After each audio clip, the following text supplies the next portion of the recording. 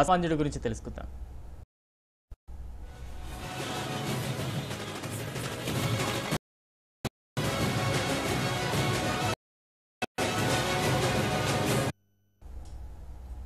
Right sir, ఎవరు ఆ అసామాన్యుడు ఎవరు?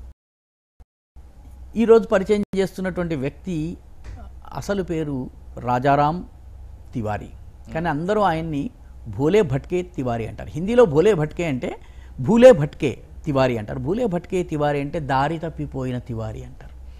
ఈయన ఒక విచిత్రమైనటువంటి పనిని 1946 నుంచి చేపట్టారు. 1946 మనం సాధారణంగా వింటూ ఉంటాము, పుష్కరాల్లో పిల్లలు తప్పిపోయారు, కుంభమేళాలో పిల్లలు తప్పిపోయారు. మన మిస్సమ్మ లాంటి సినిమాలు కూడా పుష్కరాల్లో పిల్లలు తప్పిపోవడమే ఈ సినిమా కథ అంతాను. కాబట్టి కుంభమేళా అర్ధకుంభమేళా జరిగినప్పుడు పెద్ద సంఖ్యలో పిల్లలు పెద్దలు తప్పిపోతుంటారు, తమ వారి నుంచి దూరం అవుతుంటారు. అలాంటి వాళ్లను వెతికి వాళ్ళ బంధువులకు అప్పగించే పనిని ఈయన 1946 నుంచి చేస్తున్నారు. ఈయన పేరు రాజారాం తివారీ. ఈయన ఒక మైక్ తీసుకుంటారు, ఒక చిన్న టెంట్ వేస్తారు.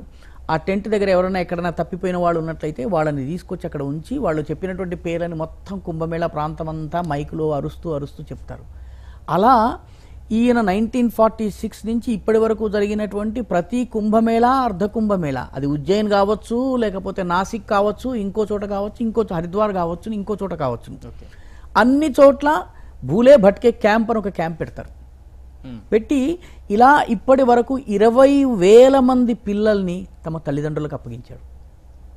దాదాపు 2 లక్షల మంది పెద్దలు, ముసలివాళ్ళు, దారి తప్పిపోయిన వాళ్ళని తమ తమ గ్రామాలకు లేదా తమ తమ కుటుంబ సభ్యుల దగ్గరకు చేర్చాడు. చూడటానికి చాలా మామూలు పని, కానీ దాదాపు 2 లక్షల కుటుంబాల జీవితంలో విషాదం రాకుండా కాపాడాడు. ఈయన తరువాత ఈయన 2016లో చనిపోయారు. ఈయన కుమారుడు ఉమేష్ ప్రస్తుతం అదే పని చేస్తున్నాడు. ఈ సంవత్సరం ప్రయాగ్రాజ్ కుంభమేళాలో ఈయన మనవడు 18 ఏళ్ల అభిషేక్, ఆయన కూడా ఇదే పని చేస్తున్నాడు. ఈ మొత్తం కుటుంబానికి కుంభమేళాల్లో తప్పిపోయిన వాళ్ళను వెతికి వాళ్ళ కుటుంబ సభ్యులకు అప్పగించడమే వీళ్ళ జీవన కార్యంగా వీళ్ళు బ్రతుకుతున్నారు. కాబట్టి వీళ్ళు సామాన్యులు, కానీ అసామాన్యులు కూడా. Right sir, thank you. వివిధ అంశాలపై మీ విశ్లేషణ తెలియజేసినందుకు. ఇదే ఇవాల్టి క్లియర్ కట్ విత్ రాక. చూస్తూనే ఉండండి భారత్ టుడే, దేశం కోసం ధర్మం కోసం.